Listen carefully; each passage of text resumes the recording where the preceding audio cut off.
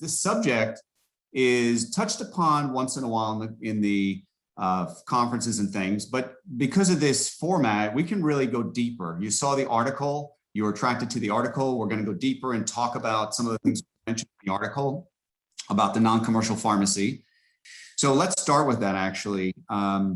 Many brands over the years have thought about, using an NCP, not using an NCP for a variety of reasons. It could be adherence, could be simplicity for an HCP. It could be managed care dilemmas.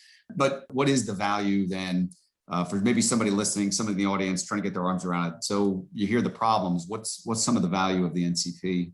The biggest values that I see with the non-commercial pharmacy is it just makes the starting process easier and more streamlined for the prescriber, as Lauren had alluded to.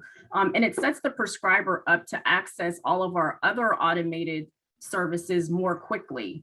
So, such as e-eligibility and electronic prior authorization. So they're able to access those services much, much more quickly with the non-commercial pharmacy. Being integrated into the existing clinical workflow for the primary care audience is a big differentiator. 98% of the primary care doctors in our country now are e-prescribing. So enabling them to stay within that workflow and not forcing them to go outside and complete an enrollment form is a key benefit for that audience. Any opportunity that we have to get patients on their therapy more quickly is going to be a benefit to the patient's health. It's going to be a better patient and prescriber experience.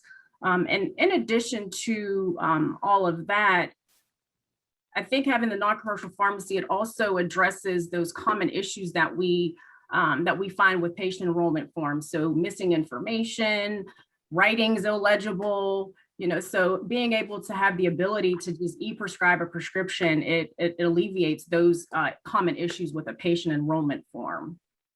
If you think about it, any new brand coming to market is likely to have some sort of a market access restriction in place until you successfully get on formulary, whether that's an automatic prior authorization, maybe your NDC blocked, you're not on formulary at all.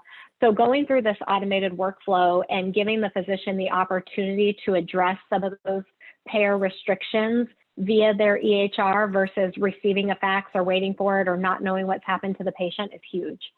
So 83% of the physicians using an EHR have the ability through their EHR to receive an electronic prior authorization in that workflow.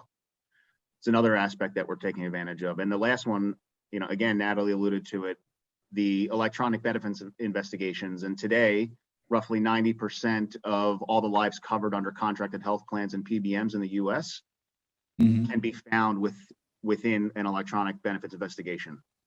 You put all three of those things together, in my opinion, it's really enhancing kind of legacy hub services.